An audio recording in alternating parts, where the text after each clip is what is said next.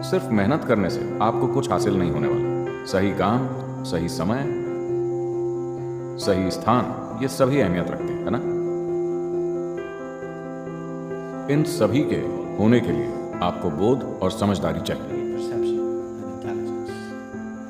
तो आपको बस अपने जीवन में इतना ही करना है, लगातार अपने बोध और बुद्धिमत्ता में निखार लाने के साधन तलाशते रहें। बाकी सब तो वैसे भी हो ही जाएगा।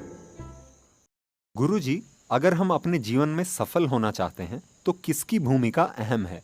आस्था, ईश्वर, प्रयत्न या भाग्य? Maybe all of them,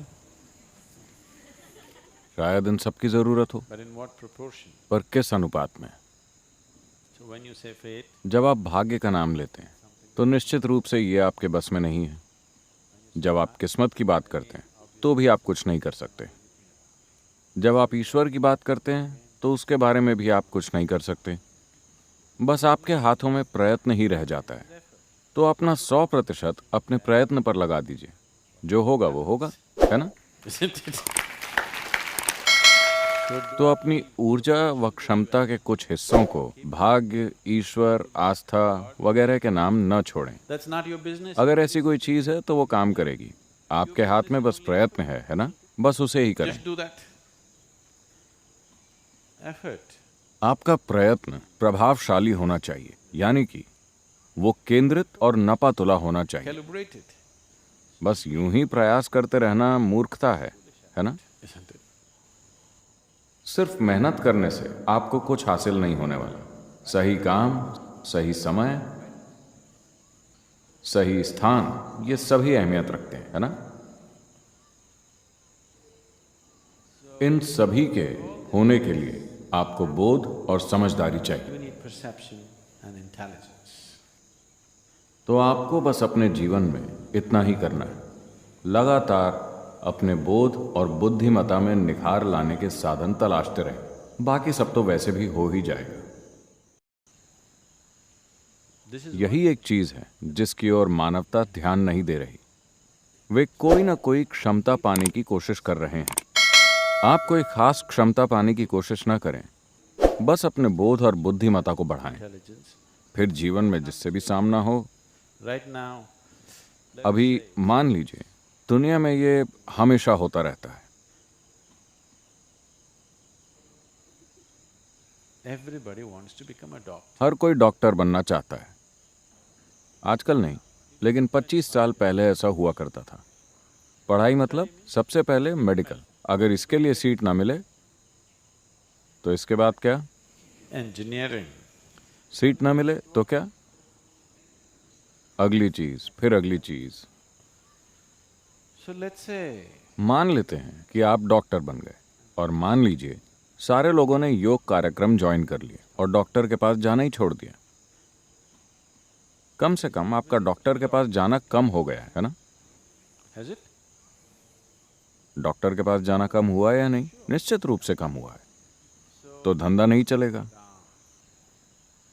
ये पैसा कमाने के लिए एक अच्छा प्रोफेशन नहीं होगा, Because very क्योंकि ऐसे बहुत कम डॉक्टर हैं जो वास्तव में डॉक्टर बनना चाहते हैं। बाकी लोग सिर्फ पैसा कमाने के लिए डॉक्टर बनते हैं, है ना? isn't it? Isn't it so?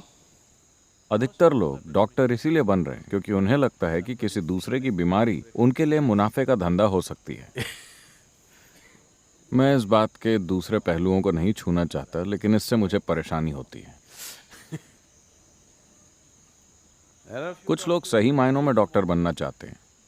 वो मनुष्य के तंत्र को समझकर उस दिशा में सेवा करना चाहते हैं। ये बहुत अच्छी बात है। That's great. Suppose everybody became healthy. मान लीजिए कि सभी स्वस्थ हो जाएं। आपको ये नहीं चाहिए, है ना? आप नहीं चाहेंगे कि ऐसा हो। Yes, you don't want that. So do not try to. सफल होने की कोई तय रेसिपी नहीं होती। Success is सफलता वही है जब आप अपनी प्रतिभा का पूरा उपयोग कर पाते हैं। इससे कोई फर्क नहीं पड़ता कि आप डॉक्टर बनते हैं या नेता या योगी या कुछ और। इससे फर्क नहीं पड़ता। come is not the thing. Success. सफलता का अर्थ है कि आप जीवन को अपनी पूरी क्षमता के साथ जी रहे हैं। वही सफलता है। That's what success means. यदि ऐसा होना है तो आपको बोध के साथ एक सक्रिय बुद्धि की जरूरत होगी। मैं अपनी बुद्धि कैसे बढ़ाऊं, इस बारे में चिंता ना करें। इस समय अपने बोध में निखार लाना जरूरी है। अगर आप जीवन को जैसा वो है वैसा ही देख पाते हैं तो आपके पास इसे ठीक से चलाने योग्य बुद्धि होगी। अगर आप जीवन को उसके असली रूप में नहीं देख सके तो आपकी बुद्धि आपके खिलाफ It चलेगी। will work against you.